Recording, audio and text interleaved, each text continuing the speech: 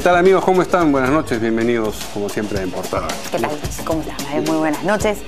Bueno, vamos a presentar a uno de nuestros invitados. El otro día está a punto de sentarse aquí con nosotros. A punto de situarse. A punto, justo. Estamos aquí con César Campos, analista político, colega. ¿Cómo está? Gran gusto, Verónica. Mario, ¿cómo está? Y nuestro otro invitado, al que vamos a saludar en un momento, es el exministro de Comercio, Alfredo Ferrero. Muy bien. El primer tema que vamos a abordar tiene que ver con lo que ha declarado a la salida de una larga reunión el ministro del Interior, Carlos Basombrío, a propósito de las medidas de su sector para los primeros 100 días de este gobierno. Entre ellas, bueno, ha anunciado varias importantes, pero se han destacado la de realizar 30 megaoperativos, la de integrar a 500 nuevos efectivos para la investigación criminal y también la de levantar el estado de emergencia en el Callao. ¿Tú, César, lo has escuchado? Sí, Mario, estuve escuchando detenidamente y, bueno, como paquete de propuestas, de medidas para los primeros 100 días, hace un momento hasta Mauricio Mulder, parlamentario aprista, declaró y le ve pues un sentido positivo y por supuesto constructivo. Pareciera que se toca esto de una manera transversal, es decir, Basombrío, con el oficio y el conocimiento que yo siempre le he atribuido, creo que ha presentado un buen plan. Claro, del dicho al hecho siempre habrá mucho trecho, pero definitivamente pasa por una serie de aspectos que generan la convicción de que esta vez la seguridad sí va a ser tomada en serio. Lo dijo PPK, además, al finalizar la conferencia de prensa en la que Basombrío detalló las 8 grandes medidas a tomar. Entre ellas, una de las cosas que me parece más importante es fortalecer la parte de inteligencia de la policía, algo sumamente descuidado. Dice que se destinarán por lo menos 500 efectivos a que puedan realizar trabajos, ¿no es cierto?, de investigación, que muchas veces se ha perdido por simplemente presionar a la policía para que esté parado en una esquina, sí, y no trabajar lo que verdaderamente puede ser involucrarse, ¿no es cierto?, en las bandas criminales, la organización criminal, y determinar cuáles son los operativos y anticiparse. Especialistas, ¿no? Ahí se especialistas, que los hay, pero lamentablemente en el gobierno, pues, Ollantumala se les devaluó, no hubo una visión, una convicción sobre eso, ¿no? A propósito de eso, César, esto que has dicho tú, recogiendo las palabras de Kuczynski, que esta vez sí se va a tomar en serio la seguridad, marca una diferencia con lo que ha venido ocurriendo con el gobierno anterior. Claro. Entonces, todo, y una más, todas estas figuraciones acerca de que existe un entendimiento entre el gobierno que salió y el que ha entrado se van un poco disolviendo. Sí, claro que en la cancha está teniendo que tomar distancias, no solamente en materia de seguridad. Mira, desde que convocaron a Marisol Espinosa a Marisol Pérez Tello, como ministra de Justicia, a mí me dio confianza el gabinete. Claro. Porque Marisol es una persona íntegra, una persona que ha investigado todas las barbaridades y las cosas que ha hecho la señora Nadine Heredia colateralmente, porque su comisión era investigar a Martín Belaúnde del Ocio. Y creo que también este distanciamiento y otras cosas más que podemos ver que toma PPK respecto a Humala lo hacen perfectamente independiente de cualquier influencia del gobierno anterior. Bueno, ojalá. Bien, vamos a saludar a nuestro otro invitado. Ya está aquí con nosotros el exministro de Comercio, Alfredo Ferrero. ¿Qué tal? ¿Cómo Buenas noches, está? gracias por la invitación. Y gran analista político. Con mi amigo César Campos, y Mario, y Verónica. Bueno, cuéntenos, por favor. Acaba de suceder hace relativamente poco, pero ya de estar más o menos enterado de estos escuché la conferencia de prensa y aparte lo que mencionó César, que me parece totalmente válido, también hay que mencionar que es sintomático que en una conferencia de prensa esté el ministro del Interior con el Premier y con el Presidente de la República, anunciando las medidas y después anunciando también que ya han habido 2 capturados de esta lista famosa de capturados con recompensas. Yo creo que eso es parte... 3 días, ¿no? Sí. ¿La has lanzado el domingo? Sí, por eso creo que es importante, porque es una señal, no solamente que se va a ver la cara de aquellos que están siendo perseguidos y por los cuales se va a recompensar cuando sean capturados, sino que además es una señal que el mismo presidente, ¿no es cierto?, esté involucrado, participando de este anuncio del ministro del Interior. Para mí es una señal importante, poderosa, que de alguna forma ratifica lo que ya había dicho Pedro Pablo en su discurso y lo que es, digamos, una necesidad a voces de la población de ser riguroso en el tema de la delincuencia y la seguridad ciudadana. Yo creo que esta es una muy buena señal, es un buen comienzo. Y para los que decían, que pensaban que Basombrío no tenía mano muy dura, bueno, eso también es una buena señal de que las cosas van en serio, ¿no? Y hablando de señales, si nos permite, justo hay una imagen, el presidente Pedro Pablo Kuczynski tachando los rostros de estos delincuentes. Ahí justo lo tenemos. Eso mismo. Que ellos se cuiden, ¿no? Que es más o menos lo que ha querido... y a eso me refería con la señal poderosa que a veces una imagen vale más que 1000 palabras, donde hay un presidente con un premier y el ministro en un tema muy puntual que estaba siendo demandado. Y lo otro... Sí, pues sí, el compromiso, solamente te acoto eso, Alfredo, de que va a participar trimestralmente, ha dicho él, ¿no? En todas las reuniones del CONASEC, y que si es merced hacer una reunión anterior, él va a participar de todas maneras. Y sus palabras finales con las que cerró esta conferencia de prensa: el éxito se mide de una sola manera en la lucha contra la inseguridad ciudadana, que la gente lo perciba. Claro. Porque la palabra percepción a mí también me vino a la cabeza, que ha sido tan trajinada con el gobierno anterior, que todos percibíamos algo que no existía. Que ellos percibían de otra cosa y no sabemos. Y hay otro tema que también lo mencionaron en algún momento, es que está vinculado no solamente a la captura, sino a la retención de estos delincuentes, o sea, que no sean soltados rápidamente, que haya un proceso debido, pero que la policía también haga su labor en la captura, pero también en su labor en la detención, y el juez al momento de dictar una orden, que no sea pues solamente un tema de que pasan, entran y se van, y después tenemos a los mismos delincuentes haciendo los mismos delitos poco tiempo después. Entonces eso también pasa por coordinar la policía, la política del ministro al nivel de la policía y a nivel del Poder Judicial. Por eso es que Marisol Pérez Tello también es importante en este escenario. Es la otra persona que podría haber estado en esa misma foto. Bueno, cuando se le preguntó, al ministro, sobre estas descoordinaciones, por decirlo de alguna manera, entre el Poder Judicial, el Ministerio Público y la policía, y el delito cometido, ¿no es cierto? Él dijo, bueno, se supone que acá todos estamos queriendo lo mismo, que tenemos el mismo objetivo, que es reducir la delincuencia. Entonces vamos a dejar a estos malos jueces a manos del Poder Judicial, a estos malos fiscales a nombre del fiscal de la Nación, etcétera, ¿no? O sea, aparentemente han conversado las cabezas que sí va a haber una sanción, pero digamos, en concreto, en blanco y negro, no hay algo distinto o nuevo sobre esta articulación que debería existir. Lo que va a haber es una reforma del Poder Judicial. Lo anunció PPK, lo dijo hasta en 2 oportunidades en su discurso el 28 de julio, que aspiraba a una justicia reformada que se hiciera cargo de no solamente los temas punibles, sino también resolver rápidamente todos los casos que tiene acumulados. Y Marisol Pérez Tello ha anunciado que ha realizado una serie de encuentros con el propósito de llevar esa reforma no solo con los agentes, digamos, del Ministerio Público, el Poder Judicial, el Poder Ejecutivo, el Congreso, sino también la Academia de la Magistratura y el Consejo Nacional de la Magistratura, que como todos sabemos este último está cuestionado y se le quiere incluso limitar en algunas atribuciones, como la propuesta de ley de Jenny Vilcatoma de nombrar a los procuradores, en fin. Pero de hecho que todos participen institucionalmente demuestra que esta vez sí la reforma puede ser tomada en serio, que es lo que siempre ha pedido la ciudadanía, ¿no? ¿Y qué piensan de algunas otras medidas, como por ejemplo la de levantar el estado de emergencia en el Callao, que se ha venido prorrogando y prorrogando? Fíjese, yo en el tema del Callao es un tema muy sensible, porque el Callao es uno de los focos de con mayor cantidad de delitos en Lima. Por decir que Callao, porque en realidad somos vecinos, aunque sea una provincia independiente de Lima, en realidad estamos muy pegados, ¿no? Y ahí hay un tema vinculado al tema del narcotráfico, al tema de los puertos. Entonces, particularmente creo que la extensión de la medida hubiese sido conveniente. No veo por qué apurarse en levantarla cuando esto más o menos ha funcionado. Y con estas medidas adicionales que se aplican también para el Callao, podríamos esperar a ver los resultados de las nuevas medidas de este gobierno con el estado de emergencia del Callao, a ver qué es lo que Pero las propias autoridades del Callao, Alfredo, han solicitado el levantamiento, y además no te olvides la protesta de los vecinos de San Martín, de otros distritos que hablaban del efecto globo, ¿no?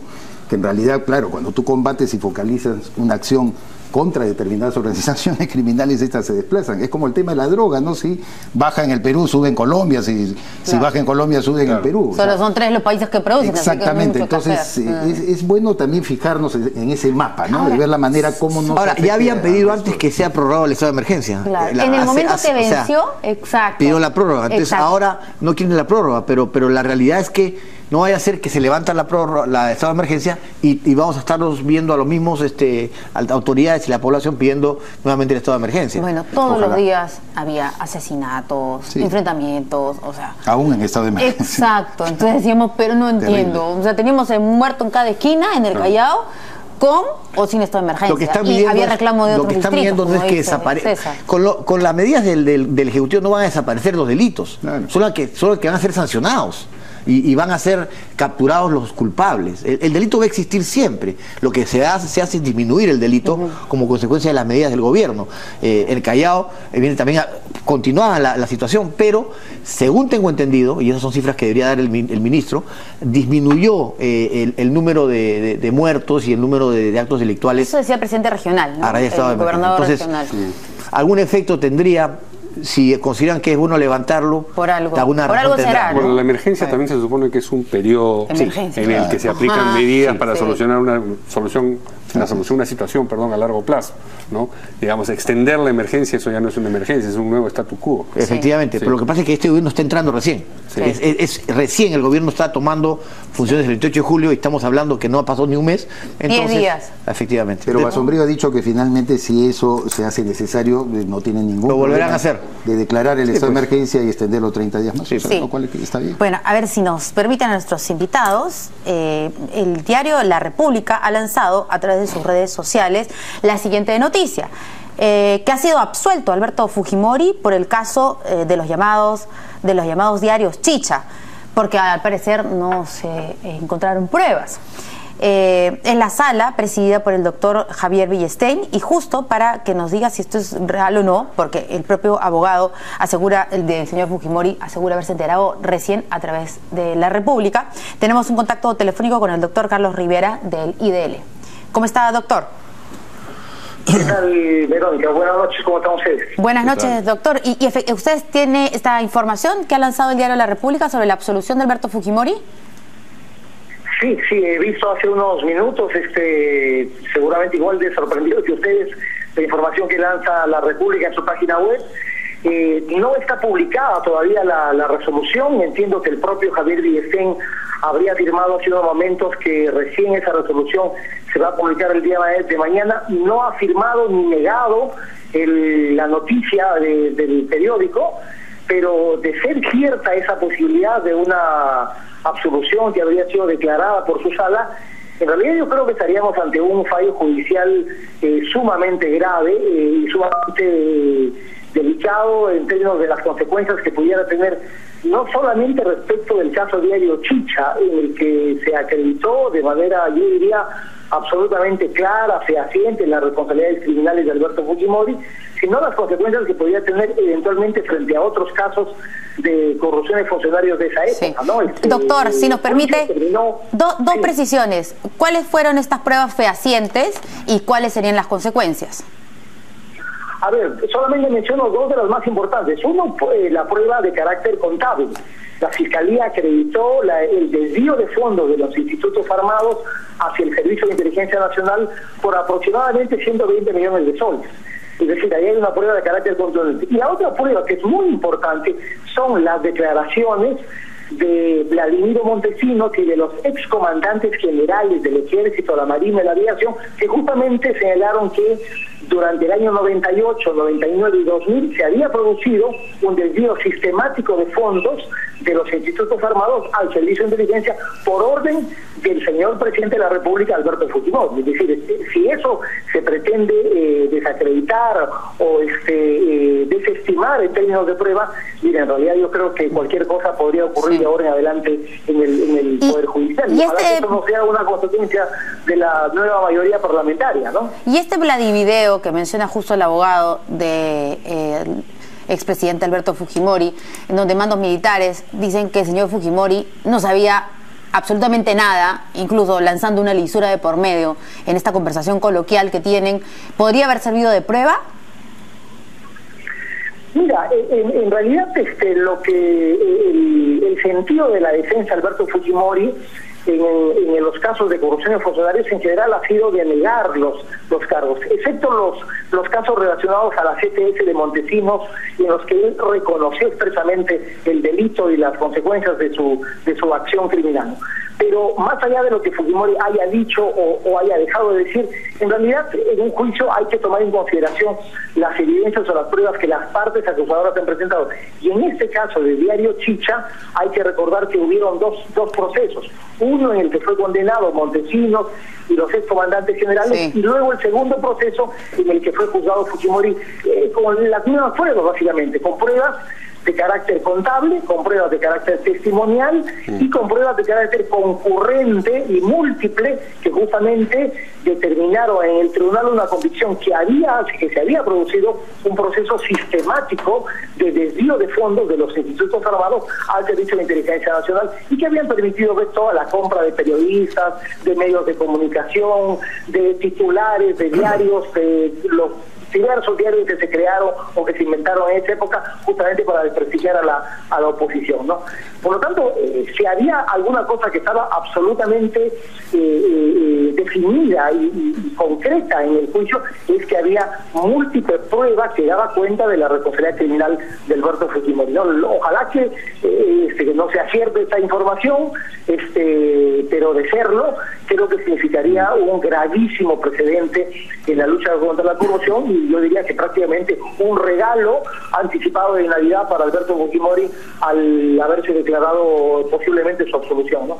Ahora es importante señalar que aun cuando se comprobase que esta información es cierta, la situación carcelaria de Alberto Fujimori no cambiaría para nada.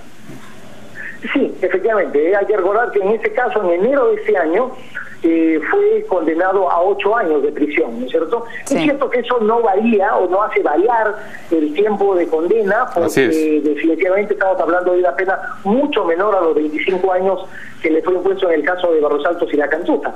Pero definitivamente yo voy un poco a lo negativo, a las consecuencias negativas que podría tener esta resolución judicial de ser cierta respecto de los casos de corrupción de funcionarios, en donde pareciera que el dicho de personas vinculadas a las altas autoridades no son evidencia suficiente para el Tribunal Supremo de Justicia en el Perú, ¿no? No, sí, claro, lo que pasa es que había que resaltar esto porque quizás la gente se puede llamar a error cuando dice absuelven a Fujimori, pensarían que con todo lo que se ha conversado acerca de indultos y cosas por el estilo, esto podría significar aquello, y no es el caso. Bueno, muchas gracias. Eso no tendría como consecuencia una liberación de Alberto Fujimori, sin duda alguna, ¿no? Claro, pero sí, digamos, cada vez que se quiera hablar sobre el tema de los diarios chicha, de la compra de medios de comunicación, digamos, los fujimoristas van a hablar sobre esta absolución, ¿no es cierto? Porque el propio abogado, el señor Paco, ha dicho esta es una victoria de ser cierta, porque todavía no tenemos la publicación de la sentencia, es una victoria para ellos, ¿no? Y el rumor dice, o la información oficiosa, que todos los vocales votaron a favor de la sentencia. Bueno, habrá que ver qué cosa ocurrió. Muchas gracias al doctor Rivera por esta comunicación. Volvemos a los estudios y tenemos, creo, un byte del ministro Basombrío hoy día mencionando algunas de las medidas que piensan adoptar. Vamos a hacer en estos primeros 100 días al menos 30 megaoperativos contra el crimen. 30 megaoperativos contra el crimen en alianza con el Ministerio Público y el Poder Judicial. En relación a los 500, al crimen organizado, hay varias medidas, ustedes las van a ver en la página web, pero destaco 2 de ellas. La primera, 500 nuevos detectivos van a ser incorporados a la investigación criminal. En coordinación con el Ministerio de Economía y Finanzas, se tramitará el adelanto del 5º tramo del aumento de los policías del Perú. Vamos a declarar en emergencia la sanidad policial. La sanidad policial y el salud policial. Estos son los lugares que tienen que ver con la salud de los efectivos policiales y como toda la familia policial sabe, no funcionan bien las del servicio de policía.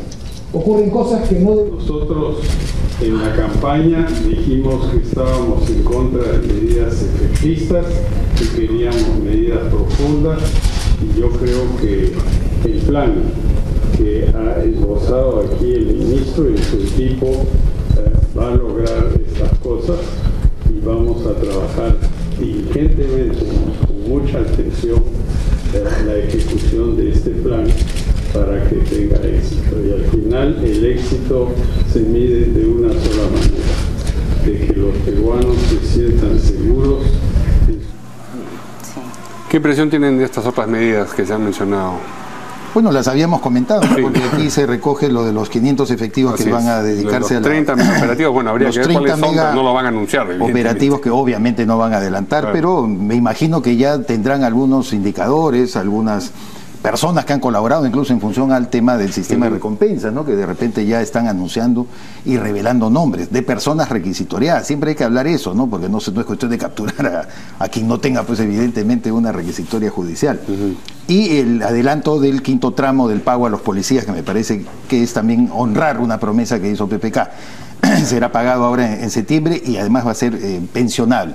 Creo que estas medidas garantizan, por lo menos, que el humor de la policía pueda mejorar. Lo del hospital de la policía, porque en y el fondo también lo que declarar en emergencia la sanidad, ¿no? Que claro. es un desastre, pues, ¿no? Cuarto Poder presentó un reportaje impresionante penoso, de la forma como está. Y también quiero comentar que en un momento de la conferencia, el ministro del Interior hace referencia a que así como nosotros les tenemos miedo, ahora nos van a tener miedo ellos a nosotros. Sí, ese es un discurso que viene repitiendo, ¿no? Y eso, los últimos eso me días, parece, sí. pero es efectivo. No, sí, es efectivo, porque es tengo efectivo, las caras.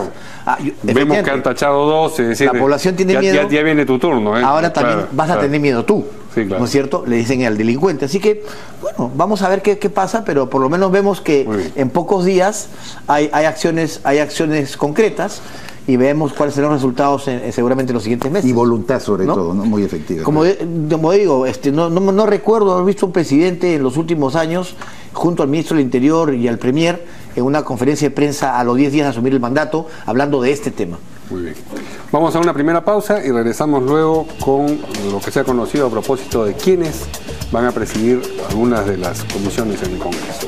Volvemos con eso.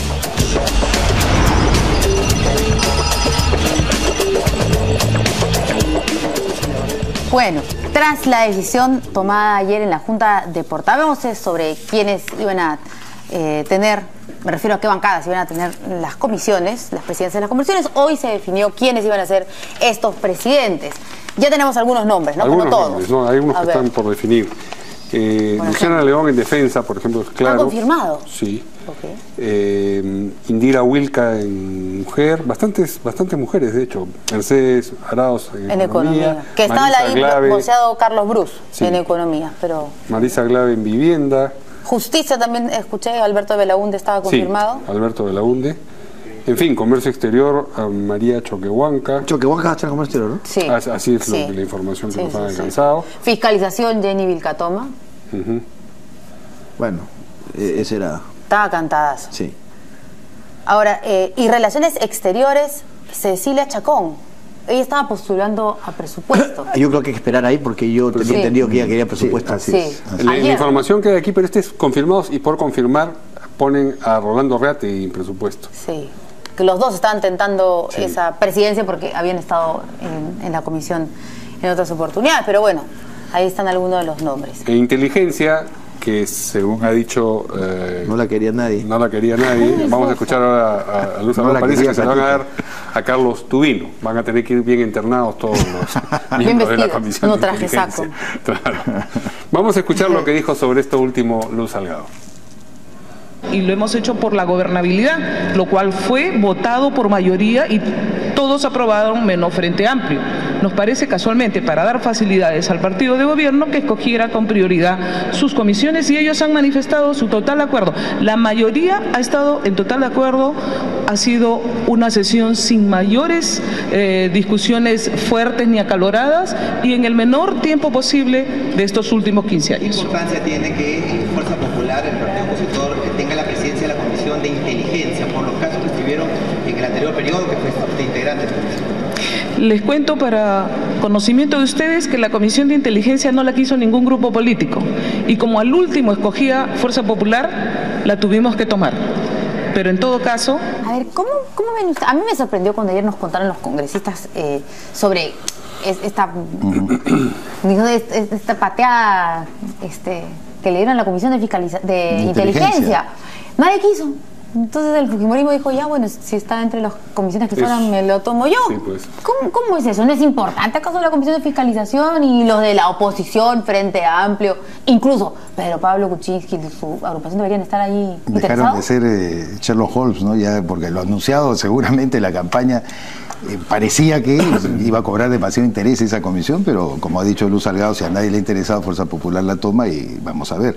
Pero claro, en realidad en inteligencia también hay que darse cuenta, el Parlamento toma cuenta de los recursos que se administran por este sector, debe haber unas sesiones reservadas y que efectivamente los responsables de esta área de inteligencia tengan que manifestarle a la representación nacional cada uno de los pasos y los gastos que están haciendo, por lo menos en la norma.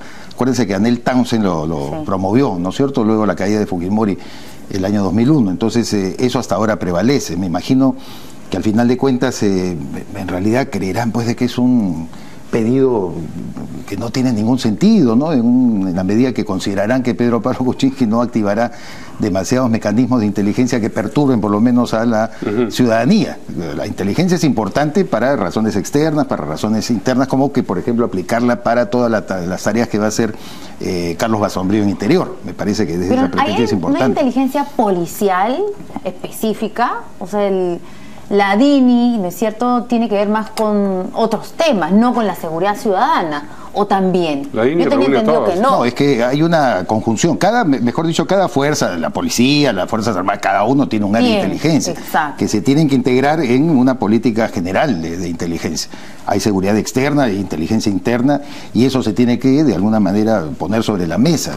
Yo lo que entiendo que la Comisión de Inteligencia me parece que por los mecanismos tan reservados que tiene, a lo mejor nadie le ha imaginado importante.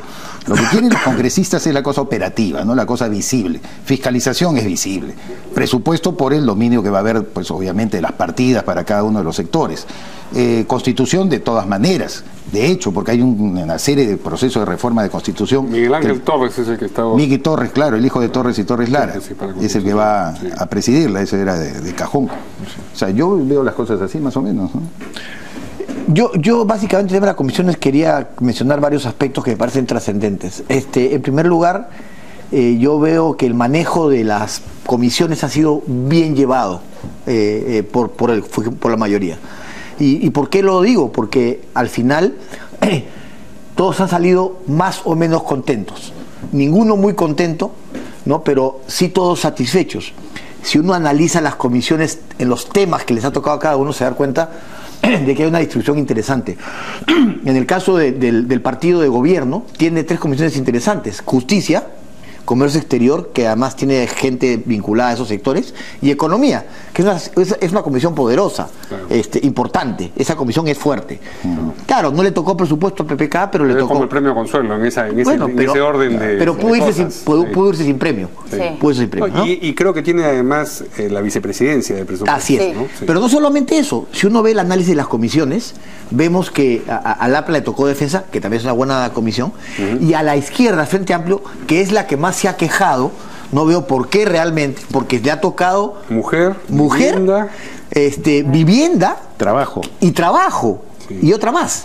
La de ambiente, que está vinculado, creo que a la de la mujer. Pueblos andinos y ambiente. No sé por qué razón está fusionado eso, pero no. Le han tocado 4 comisiones a la izquierda totalmente razonables en el contexto de lo que son sus intereses o lo que son sus preocupaciones, ¿no? Entonces, yo creo que trabajo es una comisión importante, vivienda y las otras 2 comisiones son también importantes. Acción Popular, que algo escuché, Energía y Minas. Le tocó Energía y Minas, pero sí será el caballito de batalla de Alfredo Barnechea. Claro. El tema del gas. Entonces, ¿cómo se va a quejar ahora de la comisión? Ellos querían viviendas. Bueno, embargo, claro, todo el mundo quiere algo, ¿no? Yo pensé que Frente Amplio iba a pedir pero no les ha tocado, digamos, algo completamente descabellado. No, por eso digo. Sí, el único que, digamos, quería algo que no obtuvo, ¿no?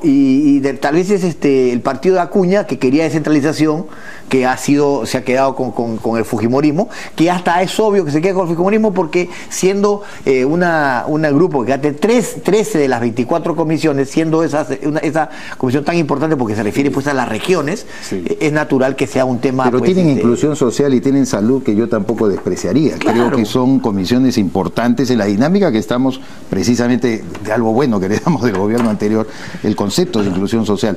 Creo que va identificado incluso con la visión descentralizadora que tiene Alianza para el Progreso. Entonces yo creo que, como bien dice Alfredo, deberían darse por satisfechos. Son buenas comisiones. Creo que aquí ninguno de los grupos con una mano al pecho puede sentirse una mala distribución de comisiones. Claro. O sea, creo que eso demuestra también que, por lo menos hasta ahora, el manejo de Fuerza Popular con su mayoría de 73 congresistas ha sido coherente, razonable, equilibrado y democrático. Tanto en el nombramiento de Luz Salgado como presidenta del Congreso, que es una mujer dialogante, como en el manejo que ha tenido de la división de las comisiones. No podemos evitar que tenga 73 congresistas porque el pueblo los eligió, son 73. Y probablemente, independientemente de quién sea el presidente, van a tener mayoría en las comisiones. Pero han distribuido las comisiones de acuerdo más o menos a los intereses o a los de cada una de las bancadas. Eso es más o menos lo que ha dicho Carlos Brusque, vocero de Peruanos por el Cambio en el Congreso. Vamos a escucharlo. Es una actitud muy sensata la del día de hoy, que en efecto no se condice con a veces algunas declaraciones que escuchamos, sí, pues, ¿no? Lo cual es un error de ellos, porque a la gente no le gusta una bancada que esté obstruyendo la acción de gobierno, al margen de las críticas que puedes hacer. Y sí, desde la mañana que estuve conversando con el vocero de Fuerza Popular, Luis Galarreta, yo noté un tono muy sensato, muy razonable y en ánimos de llevar la fiesta en paz, ¿no? El presidente es una especie de coordinador de su comisión. Es verdad que tiene cierta capacidad de manejo en el sentido de poner un poco la agenda, pero a la hora de la votación es un voto más. Claro. Entonces, si tienes una comisión donde la mayoría es de Fuerza Popular, si tú quieres hacer algo que esa bancada no esté de acuerdo, va a ser bien difícil. Ahora, respecto, veo que tienen ustedes economía y ahí se van a discutir. Yo creo que quería hacer un comentario sobre eso. La actitud de Peruanos por el Cambio es inteligente también porque luego de haber hecho una pequeña pugna, ¿no?, por la Comisión de Presupuesto y al final con las declaraciones que presta el presidente Kuczynski el viernes a una cadena radial diciendo que lo importante no era la presidencia sino el presupuesto mismo, la reflexión que a mí me suscita es que ellos piensan que más importante es el voto de investidura, o sea, los otros dos pasos que se anticipan, y la delegación de facultades, entramparse en un debate. No se iban a desangrar en esa... ¿Por qué se iban a desangrar? ¿no? Entonces miremos un poco, tiremos el horizonte, me parece que es el mensaje de Bruce y la gente de PPK. Total, van a perder igual, más o menos. Claro, entonces además no seamos, en segundo lugar no practiquemos un lenguaje hostil tampoco, ni provocador a la mayoría fujimorista que la va a necesitar. Han podido escoger las 13 que querían. Claro. Seamos sinceros, con la mayoría que tienen, han podido coger las 13 que querían y probablemente hubiesen cogido economía, que la tiene por el cambio, hubiesen cogido de repente salud, hubiesen cogido vivienda, hubiesen cogido trabajo, que son comisiones que han soltado para que los tengan otras bancadas del gobierno. Y también seguro pensando que hay que buscar que el presidente de la comisión sea alguien vinculado al sector al cual preside la comisión. Por eso es que cuando vemos que está Mecha Arauz en economía, es lógico, Glave en otra comisión también es lógico, son comisiones que tienen una presidencia lógica. Ahora, hay muchas mujeres en las comisiones, lo que es bueno también, porque se está viendo que la participación femenina... Bastantes, no muchas, digamos. Bueno, bastantes de las que tenemos ahorita, porque todavía faltan otras que no se sabe, ¿no? Luciana, Mercedes Arauz, Marisa Glave, Choquehuanca. El expertise de Marisa Glave en vivienda, construcción y saneamiento, recordemos que esas son las tres áreas que tiene el Ministerio. Me imagino que es una impronta edil, ¿no? O sea, de lo que ella también ha experimentado, qué sé yo, en algunos planes que ha hecho la Municipalidad de Lima cuando era regidor. Ojalá que en eso pues pueda ser bastante útil. Cecilia Chacón también es otra que va a estar la... O sea, hay buen número de mujeres presidiendo la presidenta del Congreso es una mujer también, por supuesto, y la primera vicepresidenta. Pero eso es muy importante, también. Lo que quiero decir es que es importante esa señal también. Y todas marcharán el 13. La señal de, digamos, la designación de personas razonables para presidir las comisiones con presidencia de su proveniencia política, tiene que ver, me imagino, con este anuncio de la señora Salgado en el sentido de que la administración del Parlamento va a cambiar. Así es. ¿No? Alguien está pensando en la imagen también del Parlamento, en todo esto que está ocurriendo. Y hay que darles el beneficio de la duda, porque además los pasos que se han dado hasta ahora van en el contexto de lo que Luz Salgado ha anunciado desde que asumió la presidencia del Congreso. Entonces, claro, vamos a dejar que la cosa avance y si las cosas están bien, pues bueno, hay que criticar lo que hay que criticar, no criticar por criticar, ¿no? Así es que funciona. Vamos a escuchar a Luciana León, ya que están hablando de las mujeres que van a presidir estas comisiones, a ver qué fue lo que dijo sobre algunos temas precisamente relacionados con esta Comisión de Defensa. el tema de los patrulleros, el tema de las compras militares. Recordemos que en 5 años se ha aumentado el presupuesto militar de 250 millones a 3.000 millones de soles. ¿En qué se ha aumentado? ¿Cuáles han sido los resultados? Todos esos son los temas que vamos a investigar y obviamente también en las primeras reuniones pedir la presencia de los ministros de ambas áreas para que vengan a exponernos cuáles van a ser los principales lineamientos que van a llevar a cabo. ¿Le corresponde a Defensa investigar la compra de patrulleros? Me sorprendió eso de Luciana, ¿no? Declarar que es porque mezcló un poco el tema de las Fuerzas Armadas con el tema policial. Me da la impresión que ahí cabe alguna puntualización, ¿no?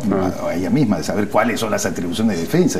Antes había en la Cámara de Diputados una Comisión de Defensa Nacional y Orden Interno, Fuerzas Armadas, una Comisión Nacional de Defensa y Orden Interno, Fuerzas Policiales, o sea, se dividía. Yo recuerdo la época de la UN de Fernando León de Viero, que era un líder aprista, lideró los 5 años la Comisión de Defensa Nacional y Orden Interno, Fuerzas Armadas, y un señor Olivares, que era del PPC, presidía la Comisión de Fuerzas Policiales. Pero en este caso, pues ella solamente le corresponde ver lo relativo a la Fuerza Armada. Creo que ahí ha habido, de repente, un entusiasmo exagerado de parte de ella, ¿no? Hay una comisión, sin embargo, que no está y que estaba en el Congreso anterior, si mal no recuerdo, que es la de seguridad, que era la que manejaba Reyardo. ¿Verdad? Era una comisión especial, no es una producción. Bueno, ahora no estaba yo pensando justo en que, pero siempre había una comisión. Estas son las ordinarias. Claro, yo lo sé, pero esa comisión ahora ya no está, justo cuando se hace el anuncio de seguridad. De repente no sé si hubiese sido inteligencia y seguridad, de repente como una comisión para que vea esos temas, porque ese tema no está en las comisiones del Congreso. Bien, vamos a una nueva pausa y regresamos con lo que ha presentado el Frente Amplio, la moción propia que ha presentado el Frente Amplio a propósito de los problemas en Venezuela.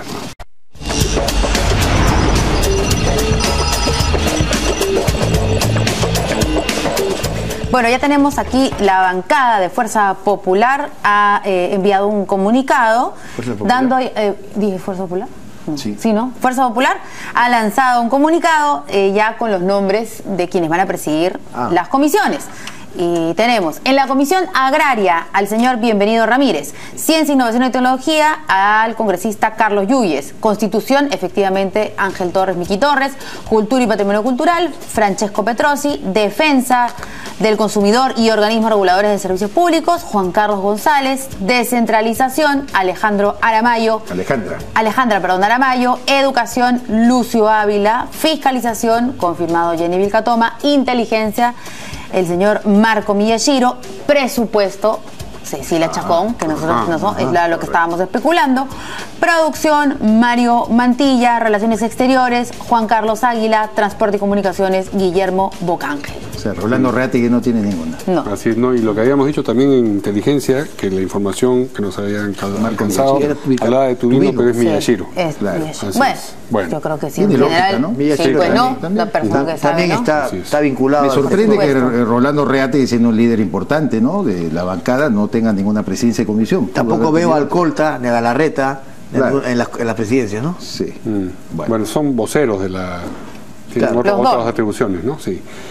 Bien, ayer 5 bancadas, Fuerza Popular, Peronos por el Cambio, Alianza para el Progreso, el Partido Aprista y Acción Popular, presentaron una moción sobre la situación en Venezuela en la que expresaban su solidaridad y al mismo tiempo su preocupación por la situación económica y la democracia en ese país, lo que tiene que ver con la democracia por los presos políticos, por la hostilización a los medios de prensa independientes, por las facultades que se le quieren recortar a la Asamblea Nacional, en fin, por una serie de asuntos. Y el Frente Amplio dijo que no firmaba esa moción, que ellos iban a presentar una propia, que no estaban de acuerdo, que esta era politizada. Pues bien, hoy día presentó el Frente Amplio su propia moción, en la que, dicho sea de paso, no expresan solidaridad con los presos políticos, ni con la prensa hostilizada, ni preocupación por la situación de la Asamblea Nacional, ni tantas otras cosas.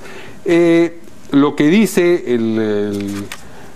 la moción en su parte resolutiva, es lo que tenemos ahí en pantalla: demandar en el caso de la República Bolivariana de Venezuela el respeto del derecho internacional, respaldando los mecanismos de diálogo promovidos por UNASUR y las recomendaciones que sean aceptadas por las partes para el fortalecimiento de la democracia, la afirmación de su soberanía y el respeto de los derechos humanos.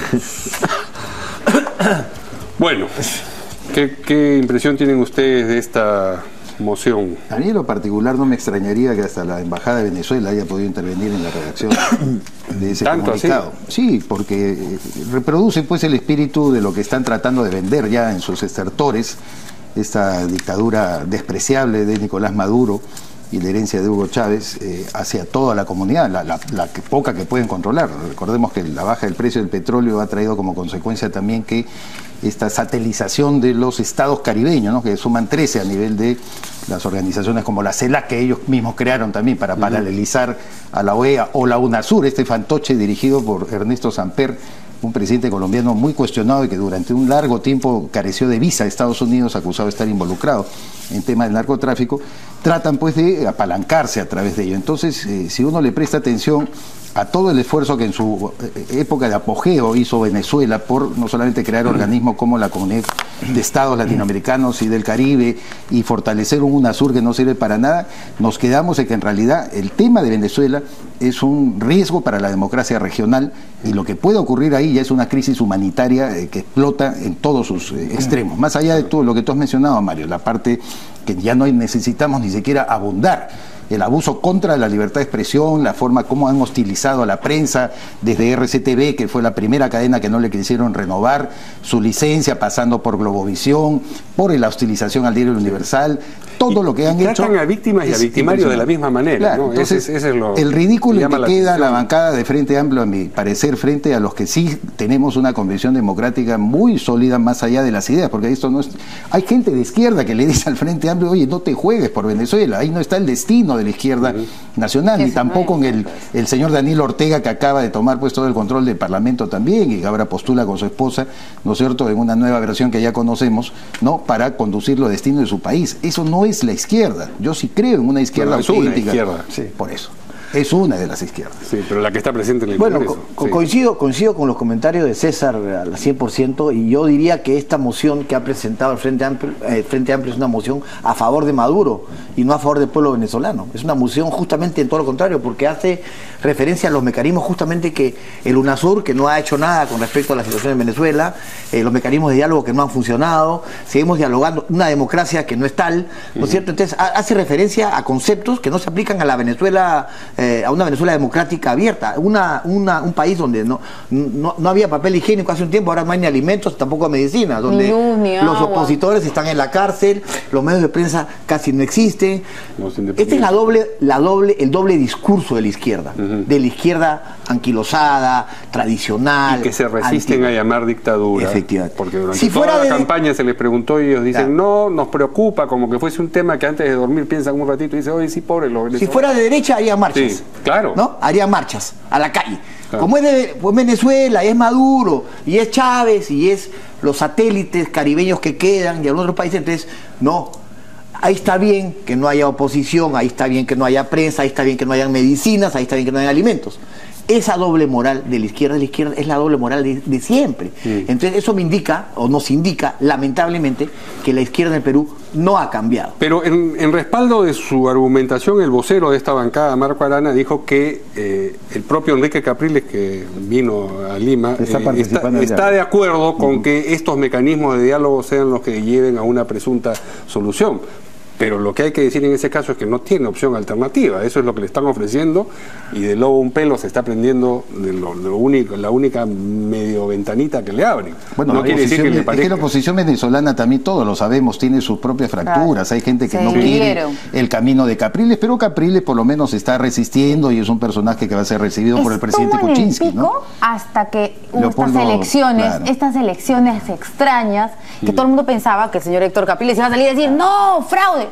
Y se quedó calladito. Habría que ver el contexto de la declaración de Capriles, cómo se da y cuáles son los lineamientos y cuáles son los parámetros. Y por otro lado, habría pues que liberar a Leopoldo López para que pueda hablar y opinar, ¿no es cierto? Porque entonces, claro, ¿cuáles serán los mecanismos de fuerza que utiliza el gobierno venezolano para mediatizar el tema de las declaraciones de la oposición? Lo que está claro es que López sigue encerrado después de varios años, ¿no es cierto? Lo que está claro es que Venezuela está destrozada y que Venezuela no tiene nada de democracia.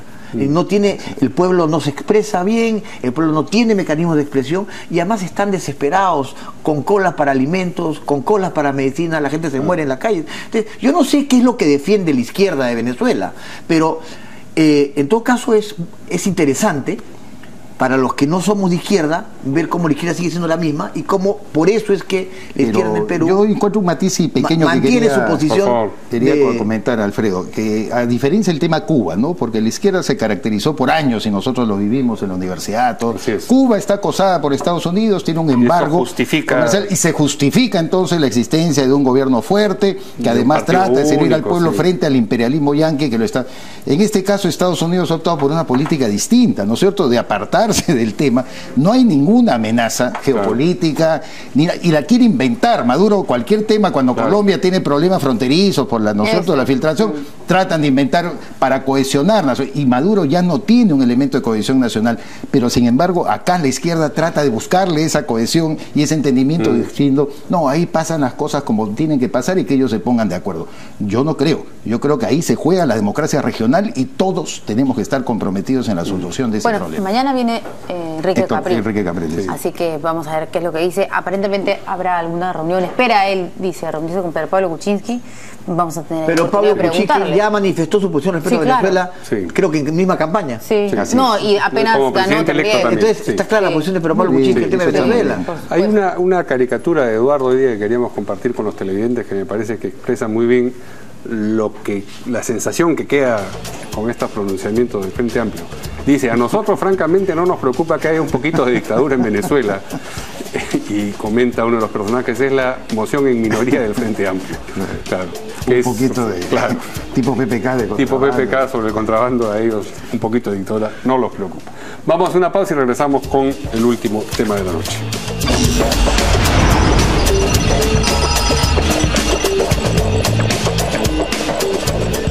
Bueno, justo estábamos viendo esta caricatura de un poquito de dictadura, ¿no?, en alusión a un poquito de contrabando y que no pasa nada, pero Pablo Kuczynski. Bueno, la Sociedad Nacional de Industrias ha advertido que el país pierde 2.000 millones de dólares al año por contrabando, por un poquito de contrabando, y que 300.000 personas subsisten gracias al contrabando. Esto según Raúl Saldías, presidente del Comité contra el Contrabando de esta institución. La Cámara de Comercio de Juliaca también ha informado que en un 70% de contrabando del que ingresa a nuestro país se hace por esa zona, por Puno, y que el resto se filtra a través del norte y de la Amazonía. Y por los puertos. Y los puertos. A ver, ¿qué comentan acá nuestros invitados? Ya pasamos la página. El experto en comercio exterior primero. Bueno, en el tema puntual de los puertos, es un tema sensible, ¿no? Es un tema que hay que cuidar, el tema de comercio exterior, y es un tema que hay que, ahora justamente con el nuevo gobierno, hay que tratar de mejorar el tema de infraestructura, de exportaciones y importaciones. Yo creo que es clave, ¿no? ¿Por qué sigue siendo interesante el contrabando aún cuando los aranceles han caído tanto? A ver, mira, yo creo que en el tema del contrabando hay que tener una visión pragmática de solución, ¿ok? Porque en realidad es mejor crear zonas francas, ¿no es cierto?, y de alguna forma formalizar el contrabando que admitir el contrabando y permitirlo. Entonces, en estas zonas de frontera, lo que habría que hacer es buscar un mecanismo especial para justamente que el contrabando no sea negocio. Si no hay aranceles, ¿por qué hay contrabando? Eso es lo que te había preguntado. Entonces, lo hacen otros países, eso es cierto. Entonces, y muchos no solamente economistas es un tema de puertos, de aeropuertos, es un tema de que la gente vive de estas fórmulas, pero si hubiera una zona franca, entonces ya no sería contrabando. Pagarían sus impuestos, se formalizarían de repente, pero no es el tema de aranceles, porque los aranceles ya no existen a nivel de países antiguos, ¿no? Es a nivel de, yo creo, de impuestos de otro tipo, de IGB, de facturas, de formalización. Entonces son vendedores informales, es decir, comerciantes informales que cruzan la frontera, pero no es un problema. El arancel es el impuesto que paga un producto. Cuando un producto entra de un país a otro, ya no existe. Que era una forma de proteger a la industria nacional cuando había estos esquemas de Yo creo que a eso apuntó la reflexión de PPK. O sea, uno es drástico, claro, por la forma como lo dijo, y hasta el propio Fernando Zavala, que se le ve en la parte de atrás, nosotros no reacciona bastante molesto, ¿no? Pero la cara... Pero la cara de Fernando Zavala decía... Consternado más que molesto. No, no se movió. Yo les quiero recordar algo que dijo, cerró los ojos, así como y Alfredo lo debe recordar, tú eras ministro en esa época, Alfredo. PPK, siendo ministro de Economía, llegó a decir en algún momento que a él no le importaba que nosotros exportemos materias primas. ¿Tú te acuerdas? Dijo, no importa, que no tengan valor agregado. Si en la época de la guerra con Corea el Perú exportaba materias y nos fue bien, ¿acaso Odriga no construyó? Palabras de PPK, absolutamente. Entonces, después conversando con él en alguna oportunidad, nos decía, pues evidentemente es un rubro que nosotros no podemos dejar. No es que yo quiera abandonar el valor agregado. Y no lo vas a poder evitar tampoco. Que no lo vas a poder evitar. O sea, su lógica a veces funciona de una manera más rápida que sus palabras. Quizás las palabras no terminen de hacer entender lo que él pretende. Él no ha querido, me da la impresión, defender el contrabando así por sí como delito. Un poquito de contrabando es como apuntar un poco a lo que dice Alfredo. Veamos si hay posibilidades de crear una zona franca. ¿Por qué no? China ha colaborado con Taiwán, que ha sido su enemigo, en la constitución de zonas francas, porque son zonas abiertas de comercio, pero formales. Donde hay que quitarle al contrabando los incentivos, ¿no? Los incentivos para que existe contrabando. No son los aranceles, porque ya no hay aranceles.